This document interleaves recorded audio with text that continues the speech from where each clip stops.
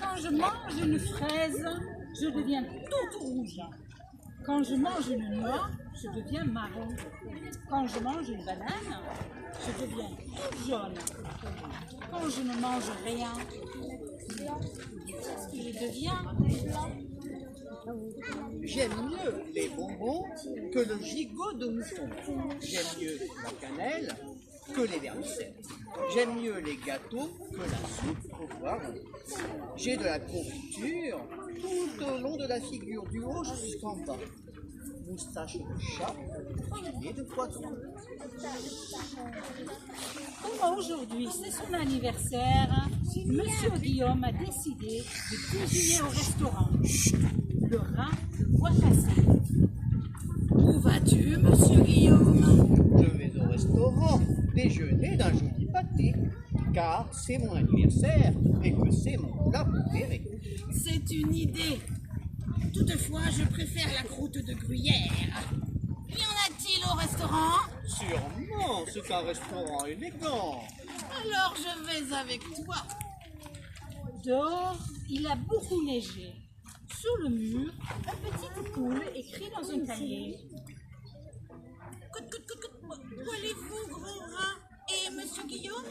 Nous allons au restaurant déjeuner d'une croûte de gruyère et d'un joli pâté, car c'est mon anniversaire et c'est mon plat préféré. J'aime mieux le pudding d'emblée. Ah, Oh, sûrement, c'est un grand restaurant. Alors je vais avec vous. il marche encore sur la neige. Sur le bord du chemin, un chat grognon prépare son camion. Où allez-vous, gros rat? Petite poule. Et Monsieur Guillaume? Nous allons au restaurant déjeuner d'une croûte de gruyère, d'un pudding de blé et d'un joli pâté, car c'est mon anniversaire et c'est mon plat préféré. Miaou. Rien de meilleur qu'une tarte au lardon. Mais au restaurant, jamais ils n'en ont. Bien sûr que si, voyons, c'est un restaurant d'exception. Miaou. Alors je vais avec vous. Un cochon d'hiver mâche ce qu'il a trouvé. Et le gruyère. Où allez-vous, gros chat, gros rat, petite poule, Monsieur Guillaume? Nous allons au restaurant déjeuner d'une croûte de gruyère, d'un pudding de blé, d'une tarte au lardon et d'un joli pâté, car c'est mon anniversaire et c'est mon plat préféré. Moi, j'aime les pommes de terre, toutes sortes de pommes de terre. Y en a-t-il au restaurant? Sûrement, c'est un restaurant élégant. Alors je vais avec vous. Ils arrivent enfin au restaurant. Jeanne des cuisines les attendait. Bonjour! Bonjour! Bonjour! Croûte de gruyère, tarte au lardon, Pommes de terre. joli pâté. Bonjour, dit calmement Jeanne. J'ai préparé des coquillettes au jambon. Eh bien, tout le monde adore ça. Et puis, il y a 12 bougies plantées dans les coquillettes. Parce que ce sont des coquillettes d'anniversaire. 1, 2, feijão com arroz. 3, 4, feijão com prato. 5, 6, molhinho inglês. 7, 8, comer biscoitos. 9, 10, comer pastéis. Je mange du raisin, grain à chagrin, comme une grappe de mots. Maître Corbeau, sur un arbre perché, tenait dans son bec un fromage. Maître Renard, par l'odeur alléchée, lui tint à peu près ce langage. Bonjour, monsieur du corbeau. Que vous êtes joli, que vous me semblez beau. Sans mentir, si votre ramage se rapporte à votre plumage, vous êtes le phénix des autres océans. À ces mots, le corbeau ne se sent pas de joie. Et pour montrer sa belle joie, il ouvre un large bec et laisse tomber sa proie. Le renard s'en saisit et dit Apprenez que tout flatteur vit aux dépenses de celui qui l'écoute. Cette leçon vaut bien un fromage, sans doute.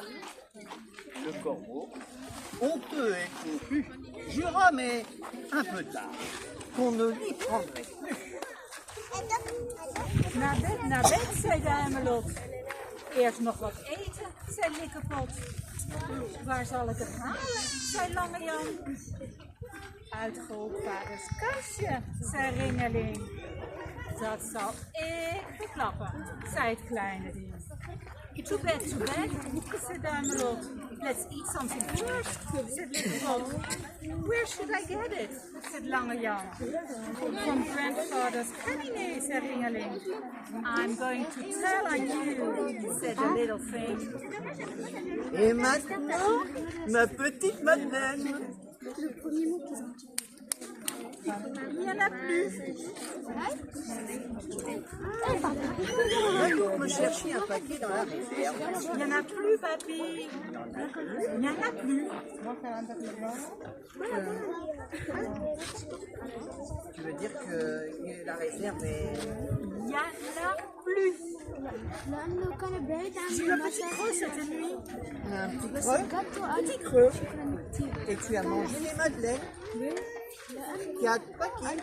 T'as mangé 4 paquets de madeleines? 3 et demi. Ouais.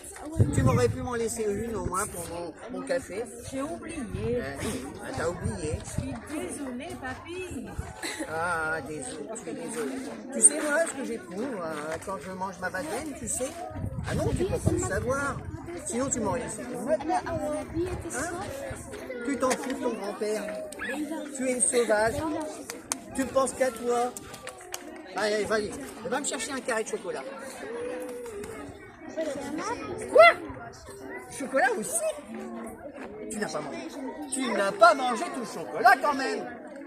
Oh, une ogresse. J'ai une ogresse à la maison. C'est une machination familiale. Hein? Tes parents t'ont envoyé ici pour qu'il ne reste rien après ton passage. Attila. Ils m'ont envoyé Attila. Le chocolat, je n'arrive pas à gérer. Les chocolats, j'arrive pas à gérer. Oh non, bien sûr. Pas de tête, pas de bras. Du digestif sur pattes. Si tu as faim, mange du faim. Raconte-moi, Papa Dembo. Et je sais, je l'ai repris en retard. Le festin de roi, petit chacal, autre jour de joie. C'est Khadija, ma mère, qui mène le jeu, car ça, c'est une affaire de femme. Pour le tourbillon de beaucoup de toutes les couleurs autour de la marmite qui bouillonne sur le feu, et les ignames rôtis, petit chacal, et le riz si blanc, et les patates douces dans la cendre, et la soupe d'arachide, et le poisson frit, et la sauce verte et la sauce noire. J'en ai l'eau à la bouche, petit chacal.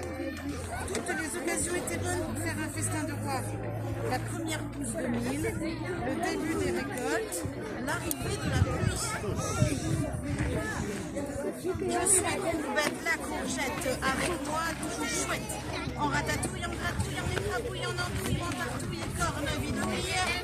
Oui, oui.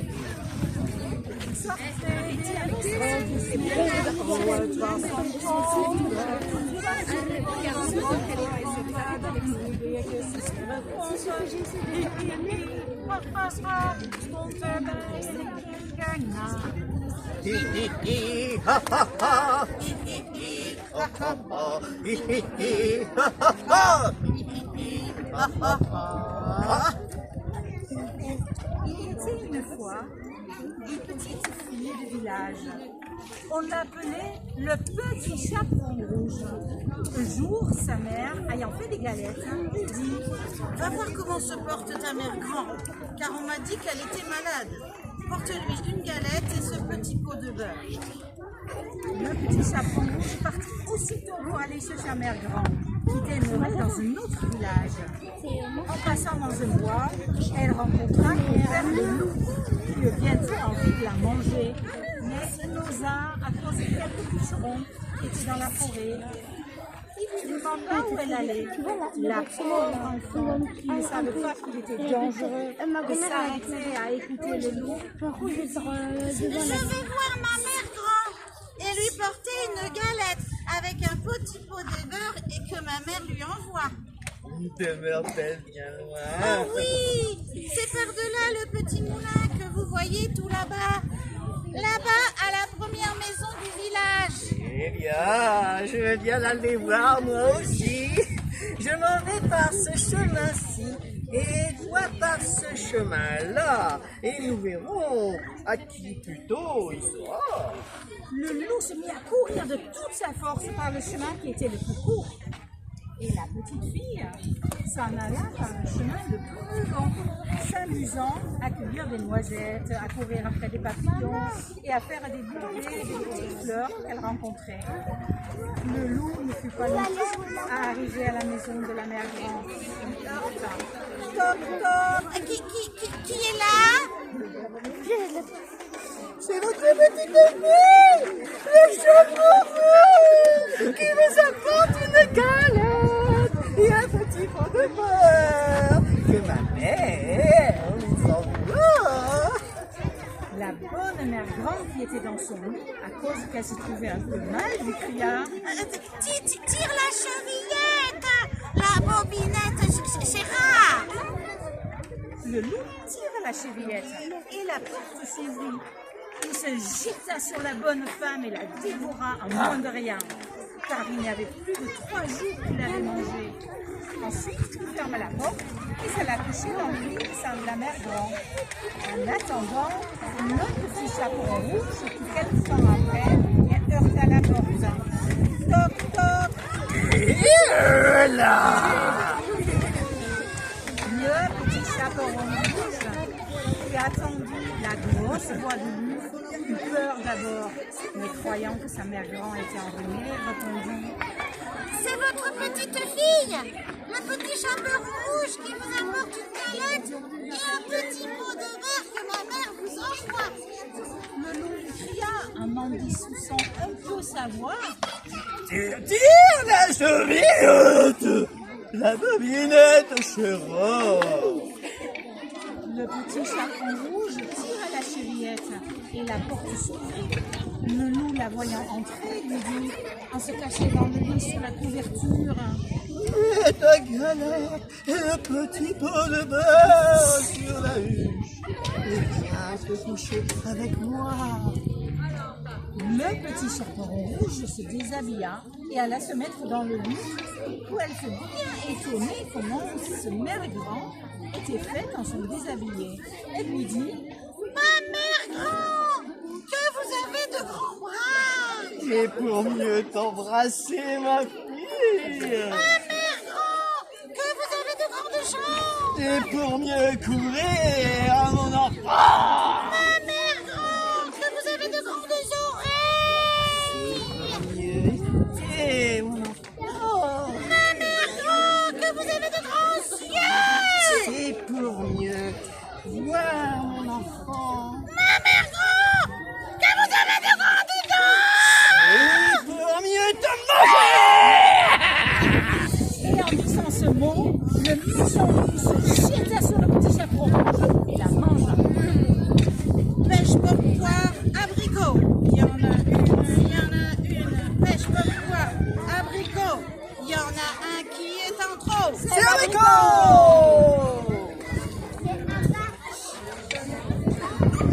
Il était une fois un moine qui demandait l'aumône. Il arriva chez des paysans, mais ils ne voulurent rien lui donner. Le moine, qui était mort de faim, leur dit Bien, je vais aller voir si je peux faire un million de pierres. Il ramassa un caillou sur le sol, secoua la terre et se mit à regarder le caillou pour voir s'il était à sa convenance pour faire la soupe. Les paysans se mirent à rire et se moquèrent de lui. Le moine leur dit Alors, vous n'avez jamais mangé un million de pierres? « Vous voudrez bien voir ça ?» C'était ce que le moine souhaitait entendre. Il lava le caillou et dit Si vous pouviez me prêter une marmite. Ils lui donnèrent la marmite, il la remplit d'eau et mit le caillou au fond. Maintenant, si vous me laissiez mettre la marmite. Quand l'eau commença à bouillir, il dit Elle est un peu forte. Il lui manque un petit peu de sel.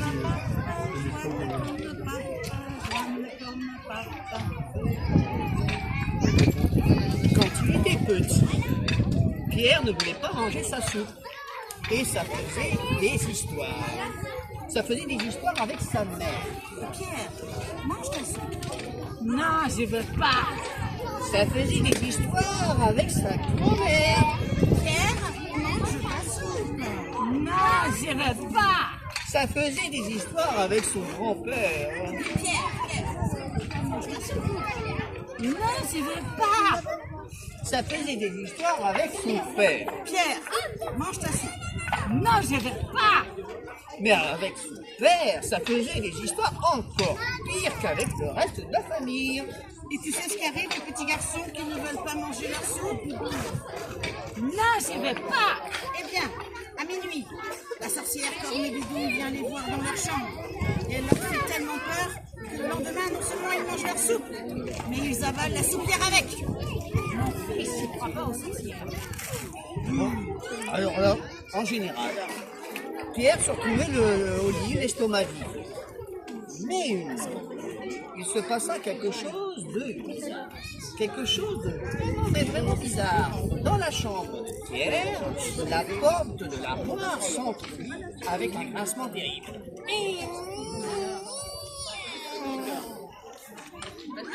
Pierre alluma sa lampe de chevet. Mais elle était laide. Elle sentait pas bon. Elle avait du poil au menton. Cornebidouille était sombre. Alors, comme ça, petit morveux, on ne veut pas manger sa soupe. Non, je veux pas. Et tu sais ce que je leur fais, moi? On le stick dans ton genre. Ouais, papa me l'a dit tout à l'heure, mais je m'en fiche, j'ai même pas peur. Et puis, vous sentez pas bon. Vous avez un gros bidon et le nez en tire-bouchon. Cornebidouille était furieuse. Elle a tiré la couverture, elle l'a mangée et elle s'est mise à grandir. La tête touchait le fond de la chambre. Et maintenant, moustique à lunettes, est-ce que je te fais peur? Non, mais vous sentez la gruyère. Comment? Et le vieux camembert. Comment? Et les chaussettes de mon père. Le nez plein de verre de terre. Alors là, Cornebidouille est devenue complètement cramoisie. Elle s'est penchée vers Pierre, elle a essayé de lui prendre son doudou, mais Pierre lui a dit « Stop, sorcière, pas mon doudou. Tu fais moi le fier. Eh bien, si tu ne manges pas ta soupe, je mange ton dodo. Mais sorcière, j'ai caché ma cuillère. Et où elle est cette cuillère? Au fond de ma chaussette. Mais je n'arrive pas à l'attraper. Il faut quelqu'un de vraiment petit pour aller la chercher. Non, mais maman, elle est là. Oui, Titi. D'accord. Allons-y. » Et Cornebidouille a commencé à rétrécir.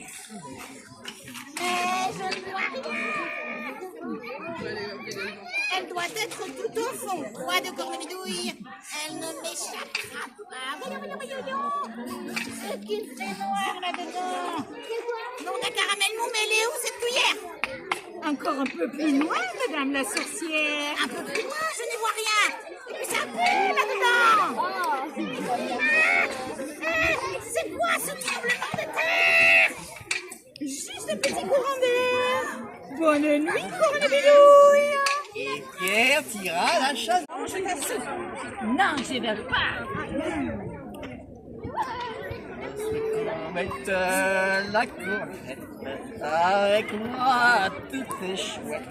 En ratatouille, en gratouille, en écratouille, ou en tartouille, en andouille et cornebidouille.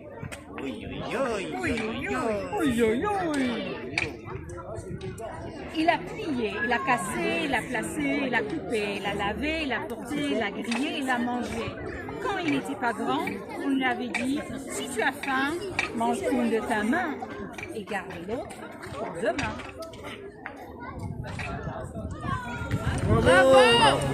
Bravo! Avec le verre.